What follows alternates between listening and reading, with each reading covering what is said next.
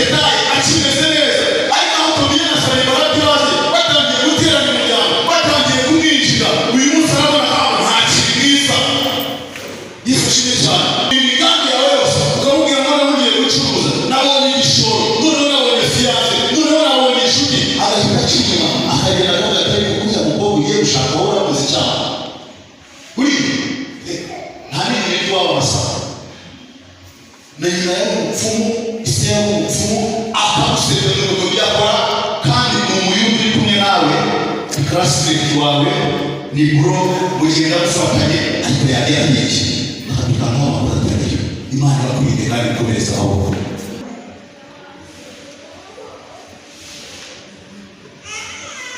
ukaza ubwitsi. Noneho muri minsi basi hari umuhungu wamashije izina abaziki wa kane urimo gucamo ugahiga webari ucyakwaje wewe tegekuka ngo tuzayisi na imasi.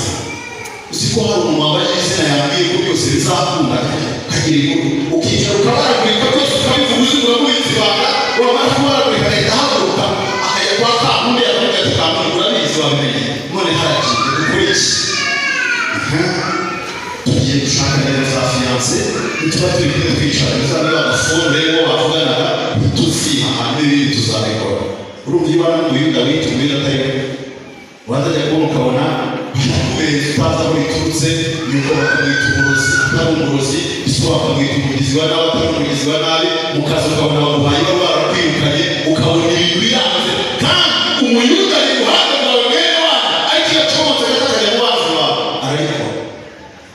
Imana iguha iki amaso umenye umuntu mugendana. Yesu ashimwe cyane. Ibyo bintu byabaye bibangamira umurimo w'Imana.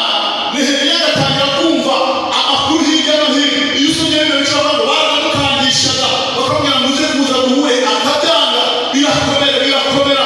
Ariko muri kintu bakoze ntabwo bafashe umwanya ngo badukane n'abanzi babo, ntabwo bafashe umwanya ngo bahangane nabo, bakoresheje ikintu bita gusenga. Intambara z'umukristo no gusenga si amagambo. Kuko Imana yasinyeho nta muntu wabivuguruza. Itangira rishobora kuba ritoya ariko amaherezo bikazarangira ryagutse. Yesu ashimwe cyane.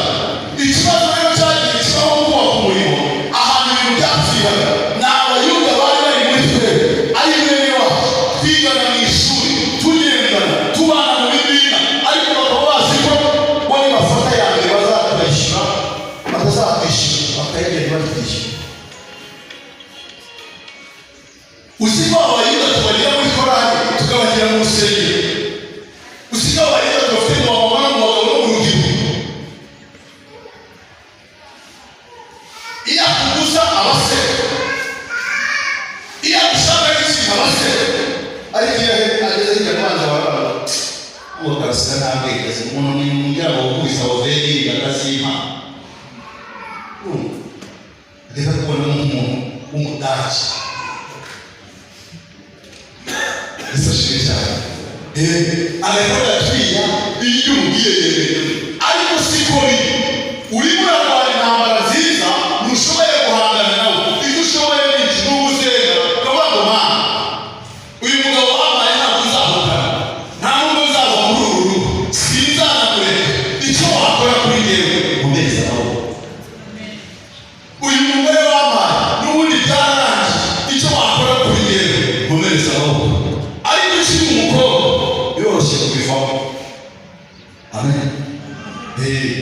Umuntu ashobora kuwubarura wamwetse wamubonye ugahita ubivamo ukigendera ukaza gushaka. Ariko wabashije kurahira aha hantu ukavuga ngo wabana ntabyemereye tuzabana, uko azakugendekera kose yaganira n'abanzi bawe atakwitaho, yakugirira nabi, yaguhemukira, ni ukumwereka Imana ugasenga mu Mana ukomereza amaboko. Wajya muri bizinesi ukabona ntibigenda, haba hari ababiteye, haba hari iki cyabiteye, ni uguhamagara Imana ukagira ngo ntabwo bigenda, ariko ukomereza amaboko. Yesu ashimwe cyane. Ntabwo kuba waburaye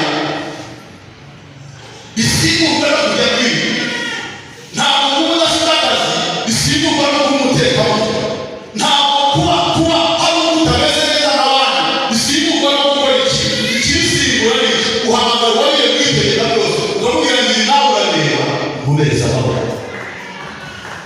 Yesu ashimwe cyane.